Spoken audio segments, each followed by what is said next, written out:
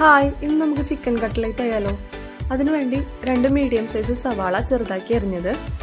ഞാനിവിടെ നല്ല എരിവുള്ള പച്ചമുളക് ആയതുകൊണ്ട് 2 എണ്ണമാണ് എടുത്തേക്കുന്നത്. നിങ്ങൾക്ക് എരിവിനനുസരിച്ച് എണ്ണം കൂട്ടിയെടുക്കാം.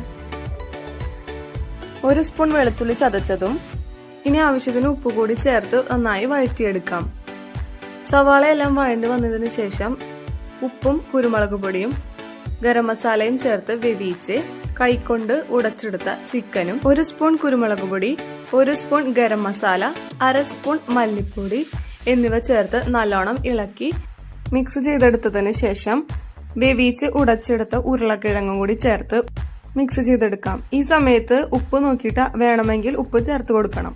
ഇനി തീ ഓഫ് ചെയ്ത് ചൂടാറിയതിനു ശേഷം 1 വലിയ സ്പൂൺ മൈദ കൂടി ചേർത്ത് നല്ലോണം കുഴച്ചെടുക്കണം. അതിനുശേഷം കുറച്ച് മല്ലിയില കൂടി ചേർത്ത് മിക്സ് ചെയ്തെടുക്കാം. ഇനി ഇത് കട്ട്ലേറ്റിന്റെ ഷേപ്പിലോട്ട് ആക്കണം. ഞാനിപ്പോൾ ഇവിടെ റൗണ്ട് ഷേപ്പിലാണ് ആക്കുന്നത്. അതിനുവേണ്ടി ചെറിയ ചെറിയ ഉരുളകളാക്കിയതിനു ശേഷം ഒന്ന് കയ്യിൽ വെച്ച് പ്രസ് ചെയ്ത് സൈഡെല്ലാം ഒന്ന് ലെവലാക്കി കൊടുക്കുകയാണ് ചെയ്യണത്. നിങ്ങൾക്ക് ഏത് ഷേപ്പിൽ വേണമെങ്കിലും ആക്കിയെടുക്കാം. ഇനി ഓരോന്നും മുട്ടയിലും ബ്രെഡ് ക്രംസിലും കോട്ട് ചെയ്തെടുത്തതിന് ശേഷം ചൂടായ എണ്ണയിലിട്ട് ബ്രൗൺ കളർ ആകുന്നത് വരെ 2 സൈഡും മൊരിയിച്ചെടുത്താൽ നല്ല ടേസ്റ്റി ചിക്കൻ കട്ട്ലേറ്റ് റെഡിയായി. എല്ലാവരും ട്രൈ ചെയ്ത് നോക്കിയിട്ട് കമന്റിൽ അഭിപ്രായങ്ങൾ പറയണേ. വീഡിയോ ഇഷ്ടപ്പെടുകയാണെങ്കിൽ ലൈക്ക് ചെയ്യാനും ഷെയർ ചെയ്യാനും സബ്സ്ക്രൈബ് ചെയ്യാനും മറക്കരുതേ.